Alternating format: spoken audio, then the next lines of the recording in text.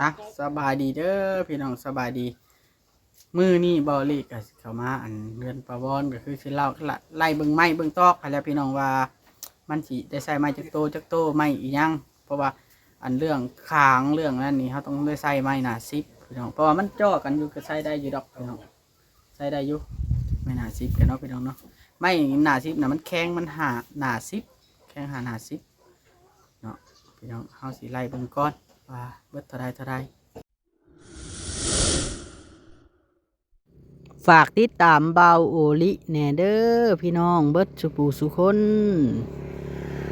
ไม่นะพี่น้องนี่แหละสาเหตุที่เป็นสร้างให้ใหม่ก็คือมันกปุ๊กกองปองสบายดีก่อนเด้อสบายดีก่อนสบายดีเบิดสองทางเมื่อนี้เขาสิมาให้เจ้าไล่เบิ่งไม้ว่ามันเบิดจักเส้นไม่48จักโตไม่แข็งหาหน้า10แล้วมันจักโตจักเม็ดเขาสิจดไว้แล้วไปสร้างไม้เอาก่อนอื่นไล่อันพวกคางพวกนี่ก่อนนี่พวกค้างตัวเทิงกับตัวลุ่มนี่เด้วางใช้เบิกบาใส่เต้าคูนี่มีแต่6กับ9ใส่คางคูบ่คางคูมันบ่ใส่คำขีดเอาคางขีด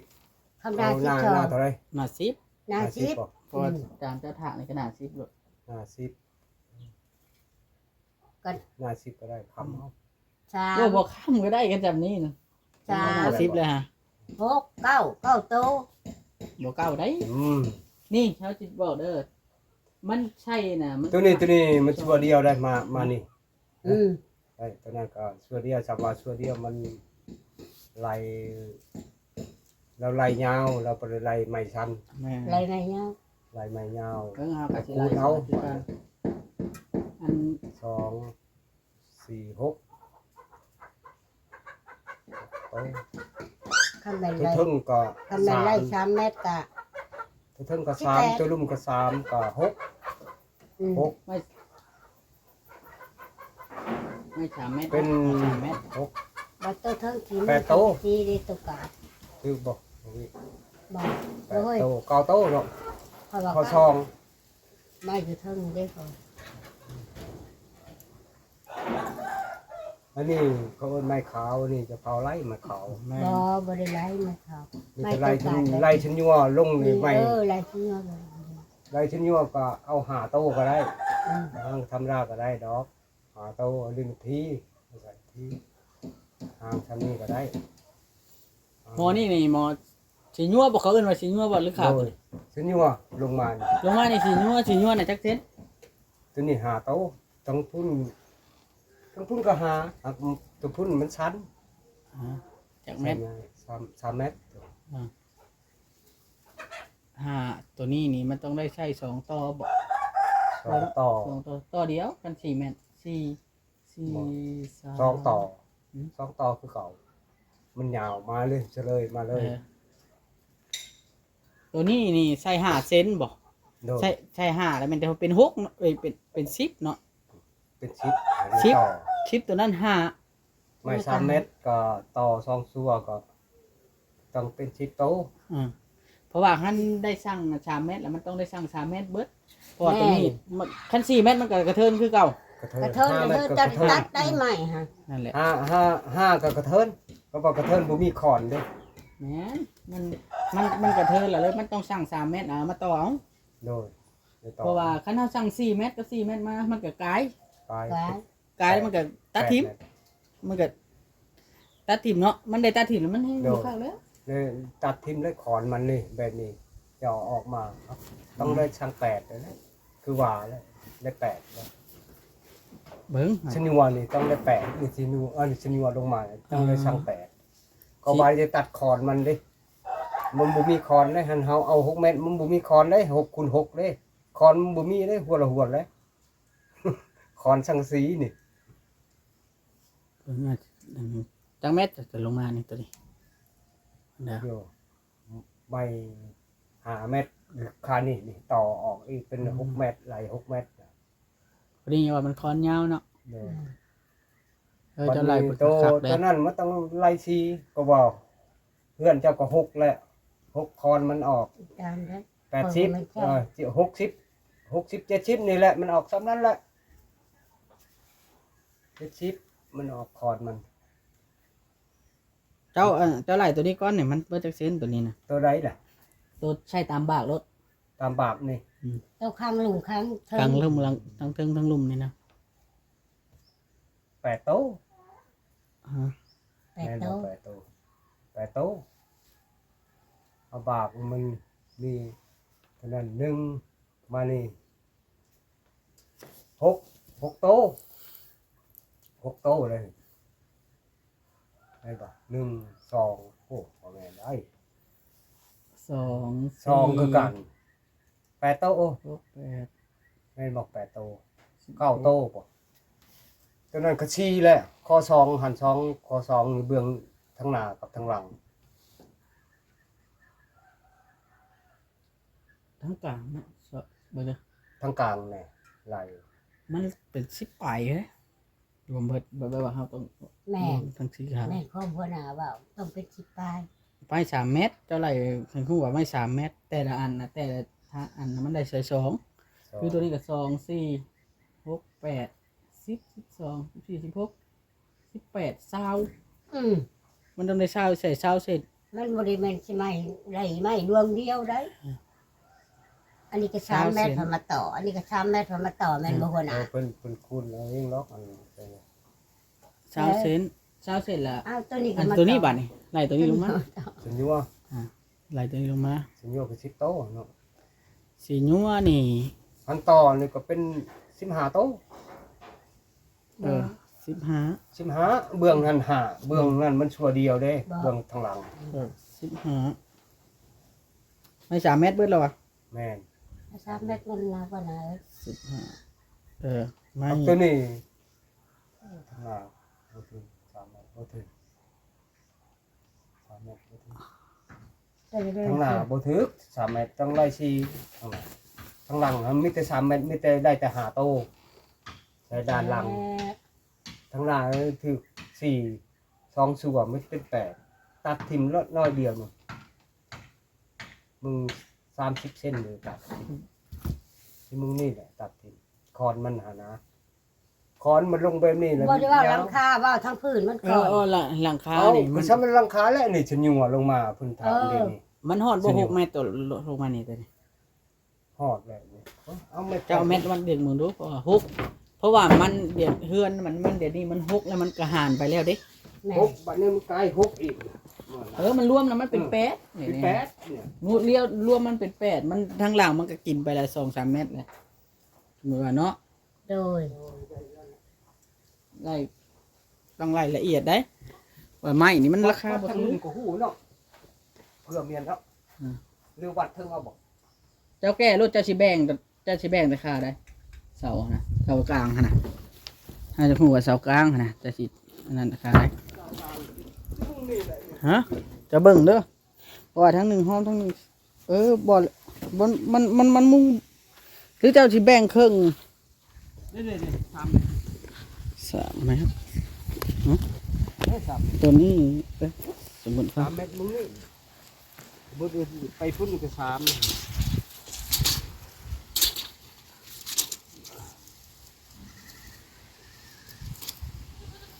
3 เมตร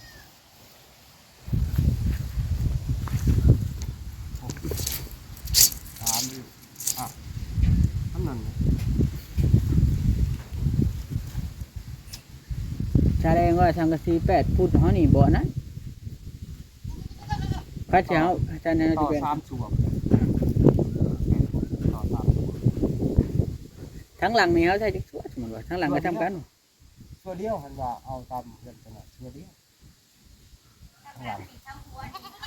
เอา8ฟุตแล้วก็มาซื้อมาในเด็ก8ฟุตนะ ส่วนเดียว ข้างหน้านี่เห็นเพิ่นเฮ็ดเยอะๆเลยนี่หน้าพุ่นน่ะ เรื่อง50หรือว่าจอมมันนั่นที่บ่ แม่ อย่ามาถ้าจอมมันอยู่ บ่อยากไปพุ่น จอมมันอยู่กลางเสาเลยบ่ได้ นี่สมมุติว่าเช้านี่เนี้ยต้องจอมอยู่ที่เอาจังหวัดมาทำได้ เขาตั้งเสร็จตั้งเอาเนาะ ฟังเขาดังเขา ตั้งจะดังเอาบ่ เอ้ย ว่าเขาจะใช้ตัวนั้นเด้อก็มันก็กว้างแล้วข้างในมันน่ะนะข้างนอกเขาจะได้กว้างไหมเนาะ างในก็เอาดังมันมีแต่2เมตรเพราะว่าทั้งที่ข้างใน40เนาะ เจ้าต้องแทกแต่นั้นมั้ยเจ้าต้องแทกแต่กลางกันจอบมันนี่ลงปุ๊บแต่เราสิใส่อันนั่นบ่ล่ะถึงยอมเอาว่า จนว่ามันมาเลยเด้มันมาเลยมันมามือกันเลยนะมันบริติดอย่างไรมันมามือเลยกับดังครับมันเอาไปดังมานี่เนาะสมุนเนาะสมุนบาเนาะ แม่น นี่มัน2เมตร มันตัวนี้เขาไล่ออกเลยสิตัวยอด 80เนาะ เขาไล่ยอด ได้ มันต้องเอาจะวางตั้งอยู่ได้มันต้องเอาแต่ค่าเสาดังลงไปพุ่นเอาจากหัวมันใช้สักต่อตัวนั้นได้ เอา80 ฮะ ดังเอา80ได้เท่าอันนั้นมาทานนี่เมตร80 เลิศ ต้องเอาเมตร80มัน2เมตร40เด้จังซี่นี่2เมตร40 2เมตร40จะเท่าไหร่มันคอนมันออก เบิ้งไปสิอันนั้นมัน2เมตรที่ใส่ตองคือว่าเอามาซื้อเนาะบ่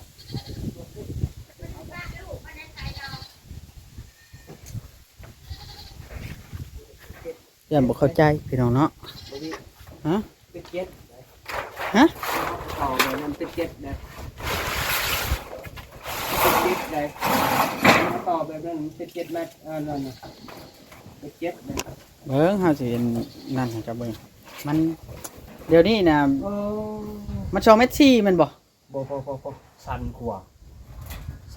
นี่ จังก่อนหน้อยหนึงบ่ 3 เมตร8 7ครึ่งสัก ต้องเฮ็ด 2 เมตรปลายหนึ่ง2 เมตร37อะไร รุดมาตรฐานเนาะกูมือ โอ้ยหลุดหลายพี่มันว่า2 เมตร40มาตกพี่ ปกติน่ะมัน2เมตร4เด้อัน8ฟุตเนาะ โอ้นี่ชั่วโมงนี้2 เมตร4นี่ตัวเก่า ย่านกูมือนี่เขาผลิตซำนี้ บริษัทนี่ลำไรบ่ตรงกันเลยต้องเจ้าเอาข่าวขึ้นจะมาลายแฉนี่ 6ฟุตน่ะมันจังเมตรเบิ่งเด้อสมมุติว่าเฮาเอามาต่อคันเฮาอยากได้จอมอยู่กลางเลยเด้มันเป็นได้เป็นไปได้บ่ ไรอีกแล้วจุดกลางเสาครับ เออก ลางเสาได้ต่อสังสี เออ ต่อ6 ฟุตแล้วนะ เอา6ฟุตมาต่อนั้นถึงบ่ ถึงกาย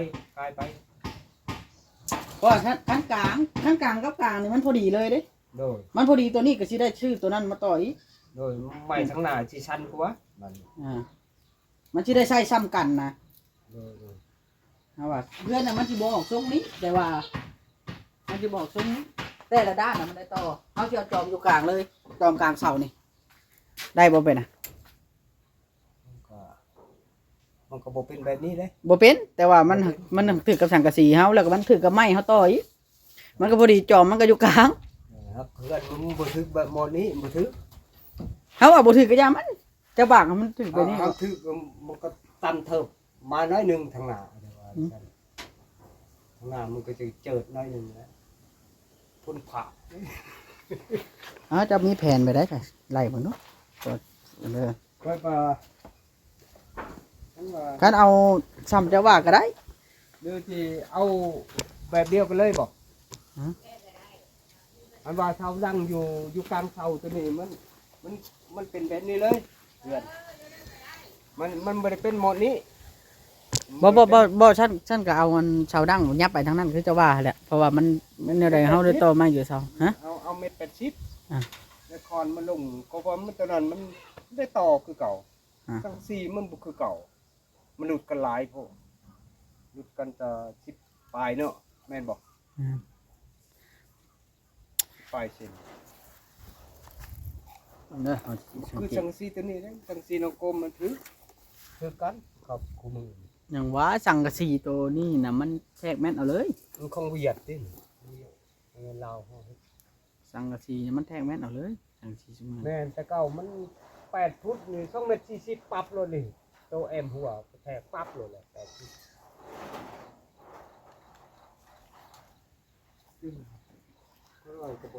6ฟุต180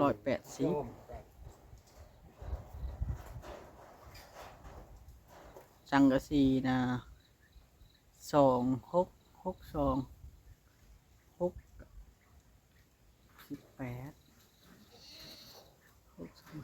18 20 20แผ่น21 22แผ่น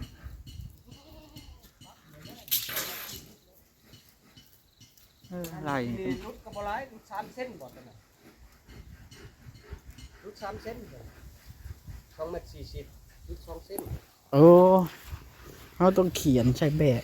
รุด2เส้นหรือ3เส้นนี่นั่น มาเขาต้องเอาไม้มาเขียนแบบรถอยู่นี่นะนี่เขียนแบบอยู่นี่ว่าเขาจะเฮ็ดจักเส้นนี่นะ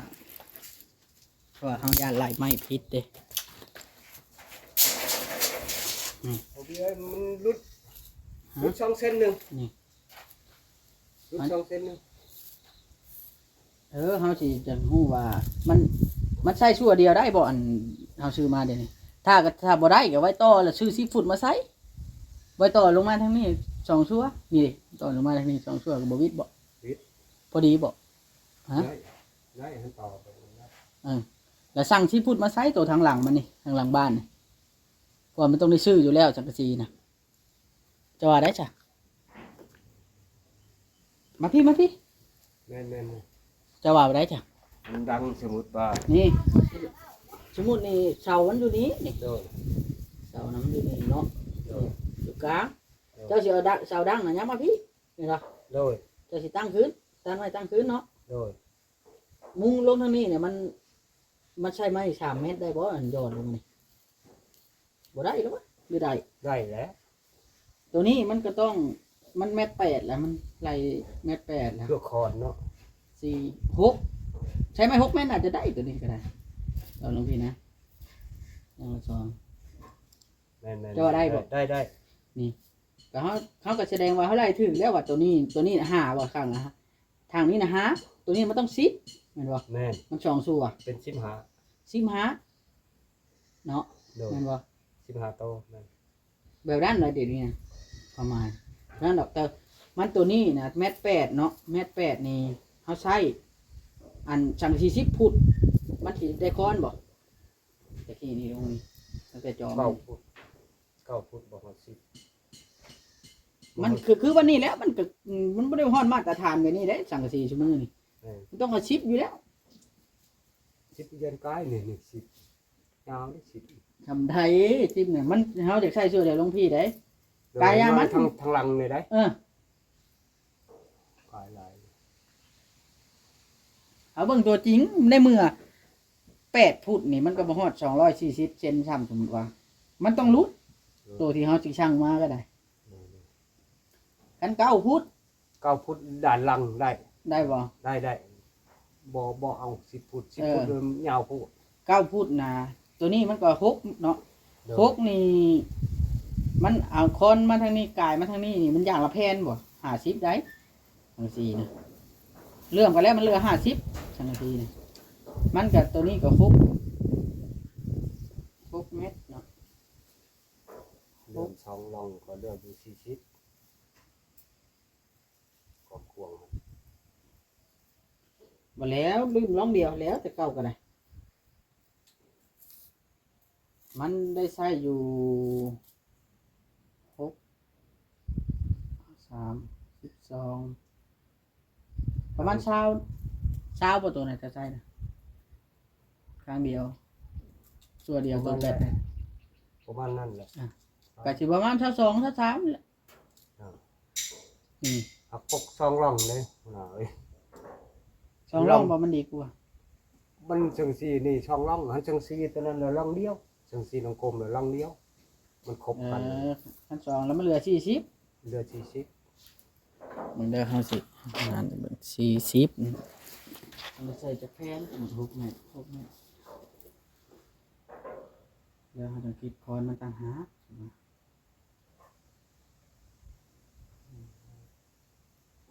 ว่าเวนี่เอาไม้เป็นเบิดจังไรจังซี่แล้ว แม่นอยู่แต่ว่าเราประเมินเบิ่งไว้ก่อนเด้ เดี๋ยว ผู้เพิ่นเอาเงินหอกค้ำไว้เพิ่นก็จะฮู้นำว่ามันต้องได้ใช้เงินจำนวนเท่าใดแล้วเราก็ประเมินเบิ่งก่อนคร่าวๆเบิ่งก่อนงบประมาณโดยรวมหั้นนะ เดี๋ยว 600หาร40ตัวนี้นะมันได้15 แผ่นครับเด้อ15 แผ่น บ่ได้ออกจากเสาสมมุติเฮาเอาออกข้างแล้วจะได้ล่ะเอาสมมุติว่า 40กับ50เท่านั้นแหละคอนมัน ประมาณ18ซะ18พอ 8เซน 18แผ่น แม่น ประมาณ18แผ่นน่ะพอเพราะว่าเฮาเอา6เมตรเนาะมาหาร40อัน600เซนน่ะมาหาร40เซนแล้วมันออกอยู่15มันก็ต้องได้ใช้อยู่ กับคอน 15แผ่นตัวบ้านนี่นะ แม่ แต่ว่าน รวมคอนี่ประมาณ18ซะเนาะ แม่นเลย สิประมาณ18 ออกเบื้องละแผ่นเนาะ ฮะ เบื้องละแผ่นเบื้องนี้กับแผ่นนึงเบื้องนี้กับแผ่นนึง สมมุติหน้าบ้านจะอยู่ทางนี้เดี๋ยวนี้ก็เขียนนะ เลย ว่านี่มันแล้วล่ะตัวนี้บัดนี้ตัวนี้นี่ไส้2เมตร37คูณ2 4เมตร70ตัวนี้มันจากนี้ไปนี่มันสิเหลือได้180เนาะ600ลบ180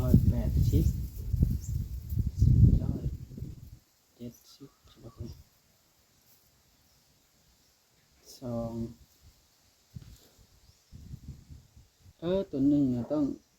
ช่างกระสีตัวต่อน่ะมันต้องได้ชื่อ9ฟุตเลย 9 ฟุต ตัวมาต่อแสดงว่าเอา9ฟุต ตัวนี้ก็9ตัวนี้9แหละตัวมาต่อนี่ก็9มันบอก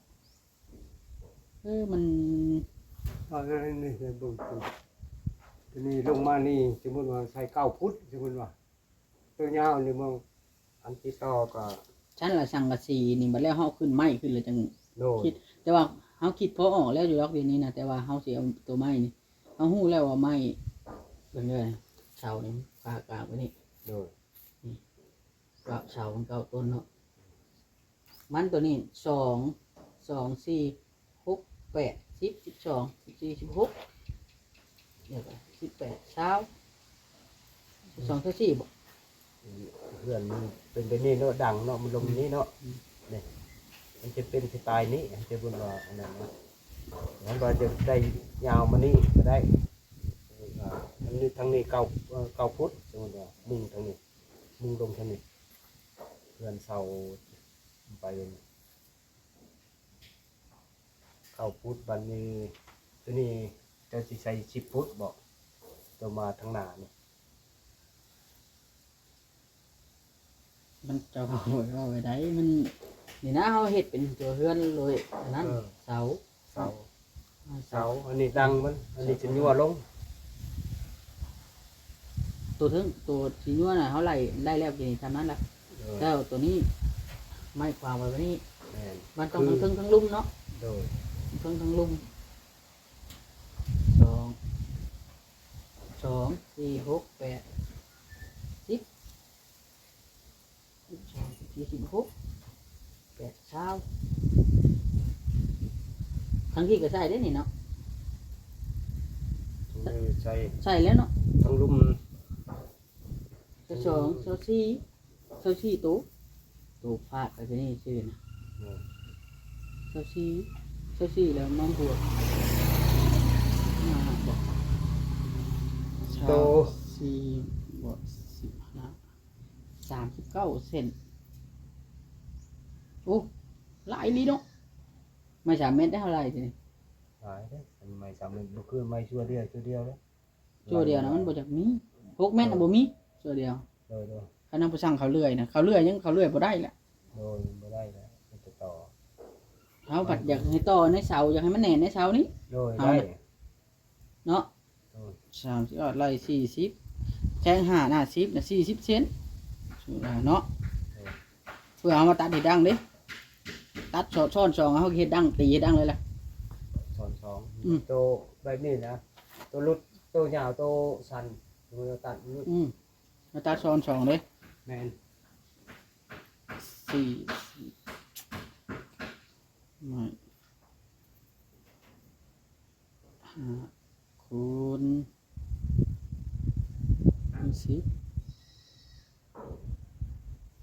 3 เมตร40 เซนมาหมอ48ได้บาทนี่ไม่เซนไหนตั้งเซนได้48นี่ ปลายโต บ่อยู่เด้อสิปลายโตสหวาน ต่อบ่เนาะต่อเด้เนาะ ให้ที่แปดนี่เอา4 เมตรโลดที่แปดน่ะมาทานเลยเราตัดต่อเอามันก็บ่เป็นหยังความแข็งแรงมันบ่เป็นหยังตัวนี้ป้องเยี่ยมนะใช้2ป้องป้องเยี่ยมนี่แผนการในนี้น่ะสิเอาอันนั้นเด้อบ่เอาผ้ากระจาดเด้แผนตามที่เว้านี่บ่ได้อาศัยผ้ากระจาดสิเอาไม้นะไม้เซอร่านะเฮ็ดผ้า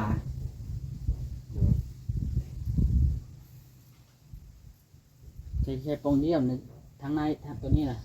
ป้องนึงนี่ป้องนึงประตูเข้ากันนี่ ฟองเดียว ป้องเดียวบ่หรือ2ประตูเข้า ฟองเดียวนะ ประตูเข้านี่ป้องนึงมันบ่ได้กว้างเนาะ โดย นี่ละวงกบนะวงปองเดียมนะ2วงอันนี่นะตัวหนึงขนาด70 เซนนี่แหละเนาะพอดี โดย ปกติมัน70คูณ800คูณ180ประตูนะจะค่อยว่าเนาะก็เดี๋ยวเจ้าไล่ไม้เส้นเบิ่งดูบัดนี้ข้อยสิเขียนไว้นี่สิเอาตัวนี้นะมาก่อนก็คือสร้างตัวนี้นะมาก่อนตัวไม้นี่ ตัวถึงก่อนเนาะตัวถึงกับตัว เอ ลู อก เบิ้ลหันแล้วไม่สิเพราะว่าเขาได้ใส่48เบิ้ลเด้ว่านี่สีนัวน่ะเอา48ได้ตัวสีนัวนี่ตัวนี้นะตัวผ่ากลางนี่เด้48เอา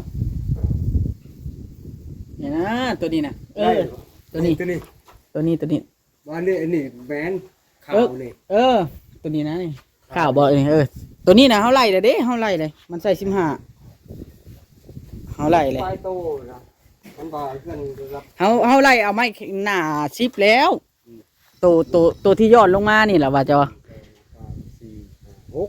6ใส่3 9 2 18บ่ตรงได้ต่อเด้ แม่น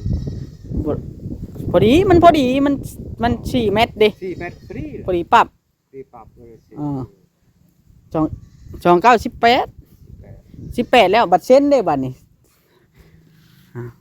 เส้นใส่ลายอะไรเนี่ยเป็นระยะเท่าไหร่ระยะ เส้นเขาเล่าไล่คร่าวๆไว้โลดเส้น เส้นลายน้ำลังบ่ได้บ่เนาะ มันไล่ชัดไล่บ่ได้ได้เ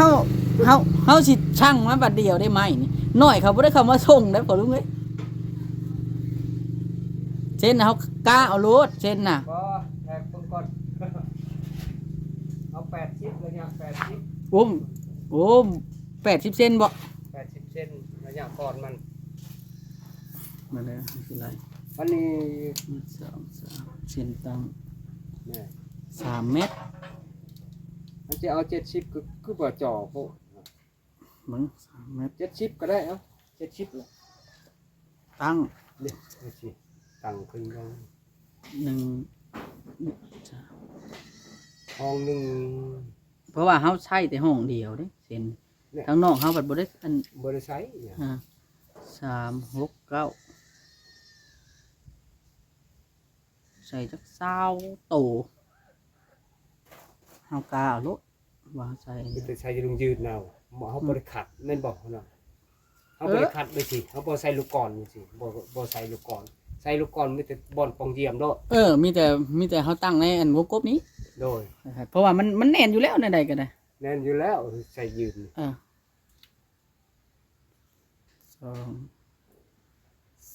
เอาซะเนาะ2เด้อห้องนี่เฮาใช้ไล่ใช้รถ2ห้อง2ห้องพันเอา3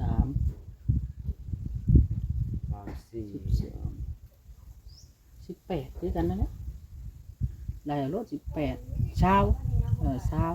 เอาตู้ 20บวก18ไล่เอา40เนาะ โดย ตัวนี้ก็40ตัวนั้นก็40ป้าดเอาต้องโทรปรึกษาแล้วบัดนี้40บวก40โอ้ใช่ลายนี้แต่ละอันลายเติบแล้วเนาะเพราะว่าไม้อันหน้า10เฮาสิใช้แต่3 เมตรตัวนี้พัดใช้4 เมตรเนาะ โดย เพราะว่าเฮาได้ตัดแล้วเฮาได้ใช้อยู่แล้วไม้48นี่ ทั้งลุ่มเลย ไม้ทั้งลุมนี่ ตั ตัว ว ปูไม่แปลน เอาแต่ไรมึงรู้มันใช้จังอันน่ะเอาว่าใช้3 เมตรอีก 3 เมตรก่อน 3 เมตรมันซ้ำเฮือนโลดนะตัวนี้3 เมตรก็